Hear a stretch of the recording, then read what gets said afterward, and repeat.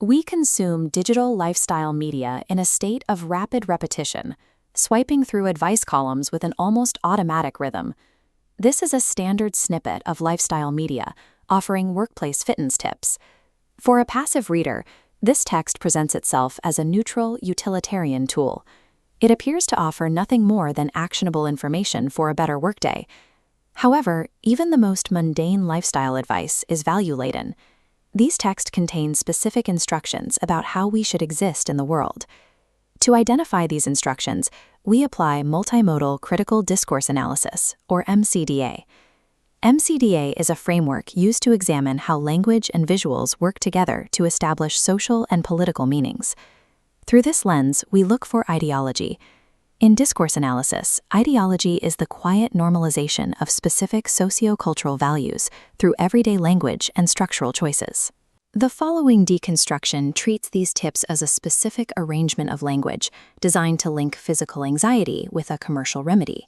By performing a forensic, word-by-word analysis, we can track exactly how power and consumerism operate through specific vocabulary. Because these texts appear harmless, they bypass our critical filters, functioning as effective carriers of social enforcement in our daily lives. We begin by isolating the text from its original context, treating it as a clinical specimen for study. Phase A of our analysis focuses strictly on the opening sentence to see how the text establishes authority. Note the specific nouns used to describe the subject, Neil Dimmock, master, and expert. These terms immediately establish a hierarchical relationship, placing the source of the advice above the reader. The text then attaches these titles to the brand name 10 Pilates. This connection provides institutional weight. It transforms personal advice into an authoritative corporate directive. This creates an asymmetrical power dynamic. The reader is implicitly positioned as a subordinate, flawed subject seeking professional correction. This dynamic is a required structural precondition. The text must secure its authority before it can attempt to alter the reader's behavior. The result is a text that does not offer advice to an equal, but instead demands submission to a corporate authority before instruction begins. Once the authority is established, the analysis moves to Phase B, the supposed problem the reader is meant to solve. In modern consumer culture, the female form is subjected to continuous abstract scrutiny and measurement against specific ideals. Returning to the text, we can locate exactly where this pressure is embedded in the vocabulary.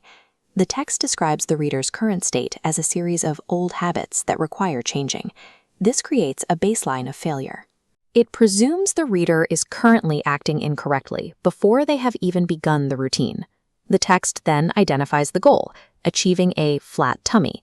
This culminates in the final endpoint, bikini body confidence. Notice the absence of neutral biological terminology. There is no mention of cardiovascular health, mobility, or muscle density.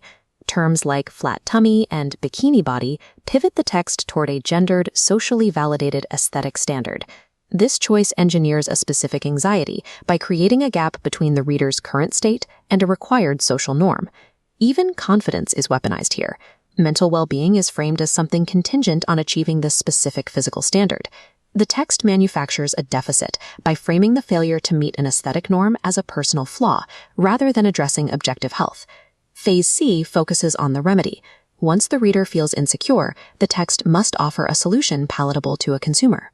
We direct our attention to the instructional methodology in the middle of the text. Note how the text describes the effort required, 7 easy steps, and bite-sized goals. This is a fundamental contradiction. Physical transformation requires significant labor, yet the text promises it will be easy. This contradiction is necessary to maintain the consumer hook. Admitting the difficulty of the labor would discourage engagement. This is commodification.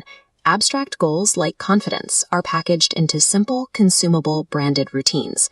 This leads to the ultimate call to action. Check back every day for 10 Pilates. The easy, bite-size framing exists to facilitate this daily check-in. The text secures perpetual engagement by making the reader dependent on a corporate entity for their daily self-correction. By obscuring the reality of physical labor, the text traps the reader in a cycle of branded consumption. Now that these layers are visible, we can view the text as a cohesive system. Our analysis allows us to segment the text into 3 functional zones. These zones operate together as an ideological machine, forming a closed loop of influence. First, the text creates a socially constructed insecurity disguised as a health goal.